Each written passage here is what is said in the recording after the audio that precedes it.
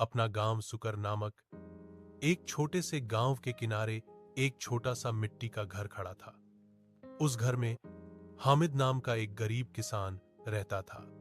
उसके पास केवल 2 एकड़ बंजर भूमि, एक पुराना बैल और एक टूटा हुआ हल था। उसके कपड़े पैबंद लगे और फीके पड़ गए थे, लेकिन उसकी आंखें सपनों से चमकती थीं। हामिद के पिता भी किसान थे। उनके गुजरने से पहले वे कहा करते थे, बेटा, जमीन मां की तरह है। अगर तुम उसकी ईमानदारी और कड़ी मेहनत से सेवा करोगे तो वह तुम्हें कभी खाली हाथ नहीं लौटाएगी। लेकिन जीवन कठोर था। कुछ सालों में बारिश नहीं होती थी। दूसरी बार तूफानों ने गांव के अमीर जमींदार हामिद को नीचा दिखाते थे। वे अक्सर उसका मजाक उड़ाते थे। हामिद, तुम कभी सफल नहीं हो पाओगे, यह जमीन तुम्हें कुछ नहीं देगी, वे कहते थे। उनकी बातों से उसे गहरा दुख हुआ, लेकिन हामिद हार मानने वाला व्यक्ति नहीं था।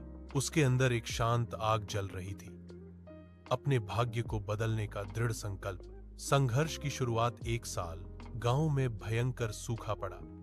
फसलें सूख गईं और भोजन दुर्लभ हो गया। हामिद की पत्नी जैनब ने चिंतित आंखों से उसकी ओर देखा। हामिद, शायद हमें शहर चले जाना चाहिए, यहां हमारे लिए कुछ भी नहीं बचा है। हामिद झुका, सूखी मिट्टी का एक मुट्ठी भर उठाया और धीरे से कहा, नहीं जैनब, मैं इस भूमि को नहीं छोड़ूंगा। मैं इसे सोने की तरह चमका दूंगा, बस मुझ पर भरोसा करो। उस रात हामिद ने एक फैसला किया। वह अब केवल पारंपरिक खेती के तरीकों पर निर्भर नहीं रहेगा।